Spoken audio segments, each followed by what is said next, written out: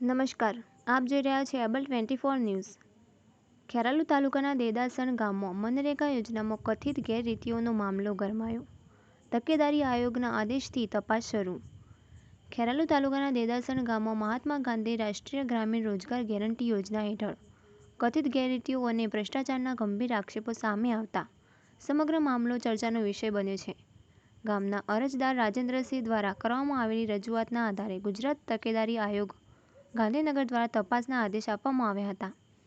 આદેશના અનુસંધાને આજે તપાસ અધિકારી તરીકે જોટાણા તાલુકા વિકાસ અધિકારી નીતિબેન દેદાસણ ગામે પહોંચ્યા હતા અને સ્થળ પર તપાસ હાથ ધરી હતી।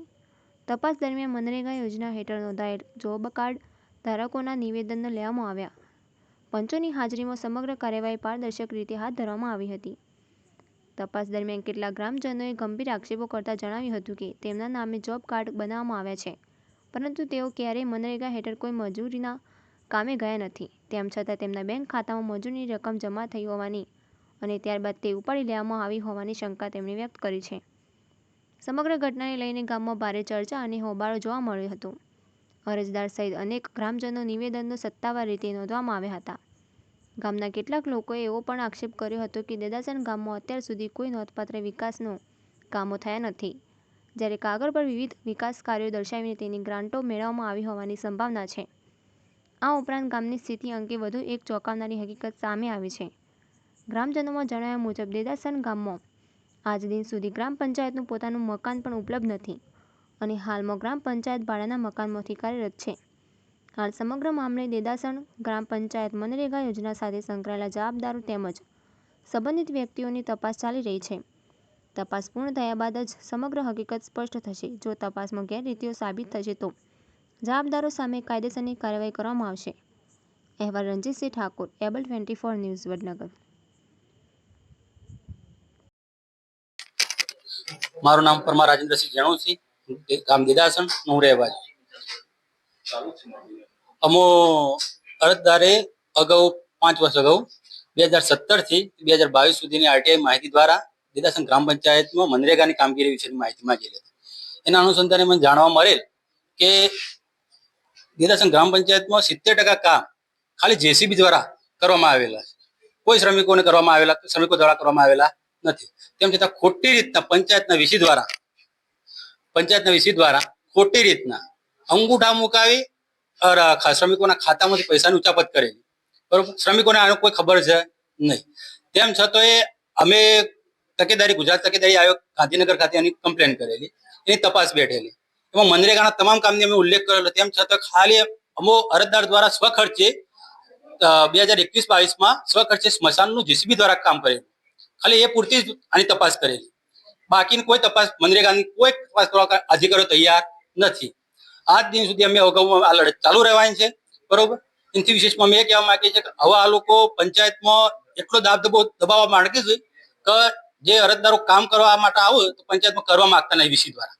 તો આજે ગ્રામજનોનું બહુ મોટી તકલીફની વાત છે કે પંચાયતમાં આટલું કમ્પાઉન્ડ હોવા છતાં સરકાર આ વિશે કોઈ કામગીરી કરવા માંગતી નથી। હવે જોવાનો વિચાર રહ્યો કે તપાસ દ્વારા આ લોકો શું સાબિત કરવા માંગે છે, આ કામના આરોપીઓ વિરુદ્ધ શું કાર્યવાહી કરે છે, એ જોવાનો વિષય રહ્યો। ગામમાં વિકાસના કામોમાં એવું છે કે ટોટલી કેટલ શેડ બનાવવામાં આવે છે। એમાં ગામજનોનો એક પણ રૂપિયો આપવા, અમુકનું તો 1 રૂપિયો આપવામાં નથી આવતો, ખાલી કાગળ ઉપર કેટલ છે। અમુક કામ એવા છે ખાલી કાગળ ઉપર, મેદાનનું કામ કાગળ ઉપર, એવા 15 થી 20 કામ એવા છે મારી જોડે કે જે ખાલી કાગળ ઉપર લાખોના બિલ ખોટી રીતના પંચાયત દ્વારા મંજૂર કરવામાં આવેલા। પંચાયત આજે કમિટી દ્વારા તપાસ કરવામાં આવી પણ કોઈ તપાસ કરવા માંગતા નથી।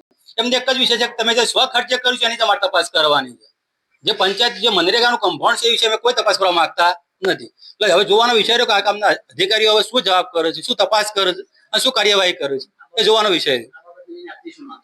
મારી એક જ માંગ છે કે મનરેગાના જો અમે અરજદાર દ્વારા જે પ્રશ્નો વધુ નહીં 5 થી 15 જે અમે પ્રશ્નો બતાવીએ એ પ્રશ્નોની યોગ્ય તપાસ કરી અને આ લોકો યોગ્ય તપાસ કરીને એ કામગીરી વિશે કાયદેસરની કાર્યવાહી કરે, એવો અમારી માંગ છે।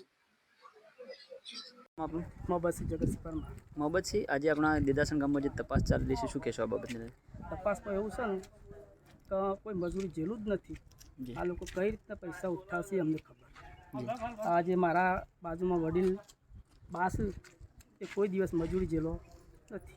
જી કોઈ દિવસ મજૂરી જેલોય નથી ને કઈ રીતના એના ખાતામાં પૈસા પડશે ખુશ હોય તપાસ ટીમ આવી છે એ કરશે. બરાબર. એમનું જોબ કાર્ડ છે એવી વિગત છે બરાબર? એ ગામનો વિષય ખરો કે આની પૂરતી માહિતી છે. બરાબર. શું કેવું છે આ બાબતને લઈને? ગામમાં કોઈ કમ્પાઉન્ડ થયેલા છે? ફૂલ કમ્પાઉન્ડ મનરેગાના ટોટલી કમ્પાઉન્ડ છે. બરાબર. મનરેગામાં કોઈ કામકાજ થયેલા છે? હા કેટલ શેડ છે બરાબર. એ બધા કામકાજ પછી રોડ પાકા બોલે છે ત્યાં આગળ રોડ નથી થયેલા. જી જે કાગળીય કામ છે જી પણ સ્તર ઉપર કોઈ કામ નથી.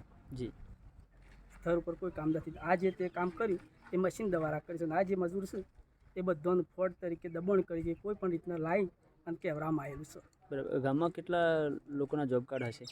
જોબ કાર્ડ ટોટલી મજૂર જોઈએ છે એમના જોબ કાર્ડ છે પણ મજૂરો પાસે હાજર નથી.